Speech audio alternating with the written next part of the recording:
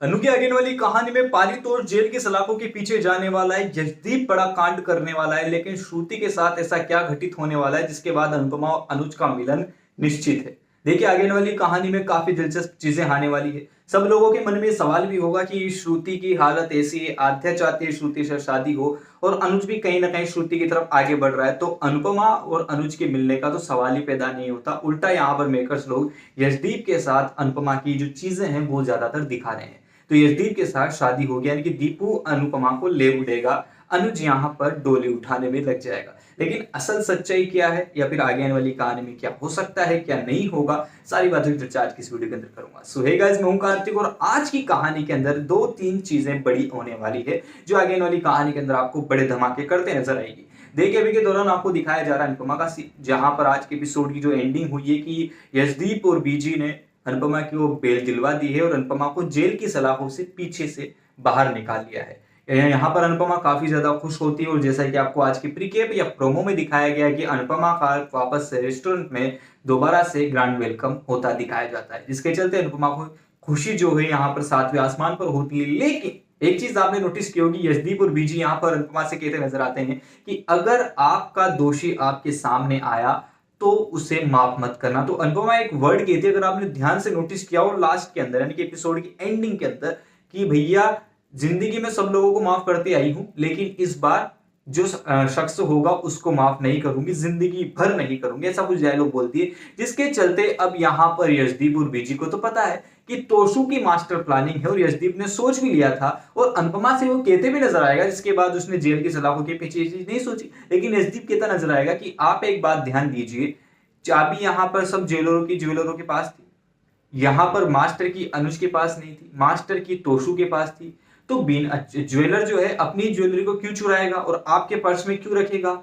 और मास्टर की जिसके पास थी वो अंदर गया, बाहर आया और मास्टर की उसके पास होने के बावजूद ज्वेलरों ने या फिर जो दूसरा बंदा है उसने लॉक कैसे खोल लिया? अनुपमा के दिमाग में चीज पॉइंट होती है कि तोशु के पास अगर मास्टर की थी और यहाँ पर मेरे पर्स के अंदर से यहाँ पर हार मिला है, तो जब वो खाने का बहाना लेकर आया था तब उसने मेरे पर्स के अंदर हार डाल दिया था।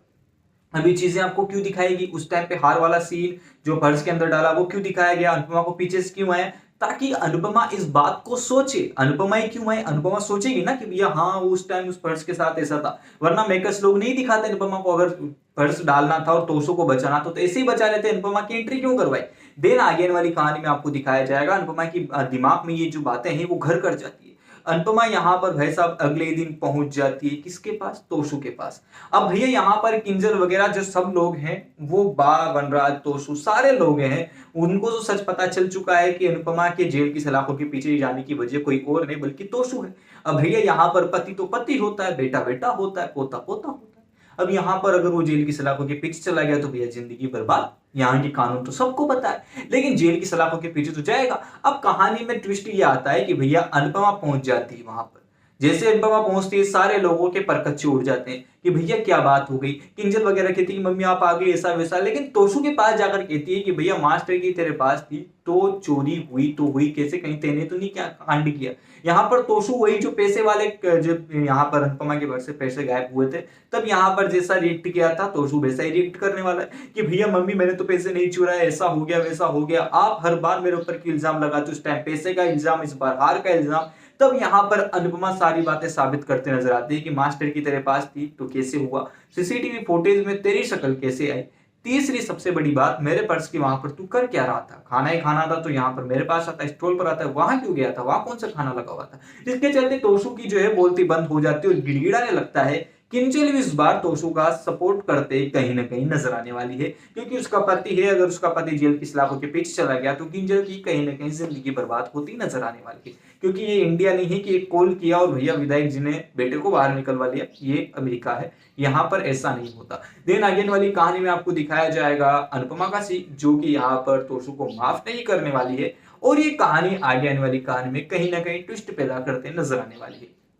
ये चीजें आपको आगे वाली कहानी में दिखाई जाएगी। अब बात कर लेते हैं सबसे बड़ी चीज की, सबसे बड़ी ट्विस्ट की, कि इन दौरान अनुपमा और अनुज एक कैसे होंगे। देखिए आगे वाली कहानी में आपको दिखाया जा रहा है, जहां भी के दौरान आपको दिखाया जा रहा है किसका सीन?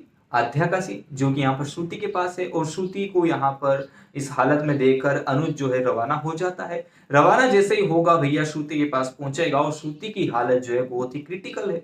यहाँ पर बहुत ही बड़े क्राइसिस से यानी कि संकट से श्रुति गुजरी है, माँ बाप की मौत हो गई, उसके बाद यहाँ पर उसकी ये हालत, यहाँ पर चीजें जो है उल्टी पुल्टी होती दिखाई जाएगी। वैसे में ऐसे सीन के अंदर मेरा मन या मेरा दिमाग ऐसा कहता है कि आगे आने वाली कहानी में, क्योंकि मेकर्स लोगों से अभी तक मुझे इस चीज के पुख्ता सबूत नहीं मिले, जो कहानी मैंने अभी तक बताई उसके तो फुल प्रूफ मिल गए हैं, लेकिन अभी तक इस चीज की कोई अपडेट नहीं मिली है कि श्रुति और अनुज के बीच में क्या चीजें होने वाली है।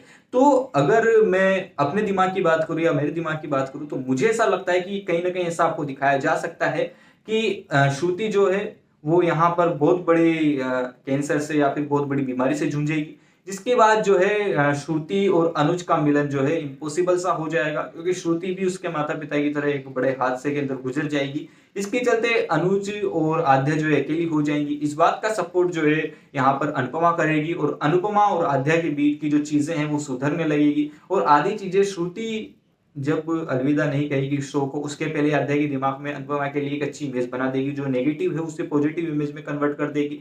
इसके चलते आध्या और अनुपमा का जो है एक सेपरेट सा सीन आपको दिखाया जाने लगेगा, जहाँ पर आध्या अनुपमा जो है फाइनली मीटिंग करने लगेगी, और धीरे धीरे आध्या के दिल में अनुपमा के लिए वो प्यार और ममता वाली फीलिंग्स जो है जगने लगेगी, जिसके चलते अनुपमा अनुज के एक होने के चांसेस बहुत ज्यादा बढ़ जाते हैं।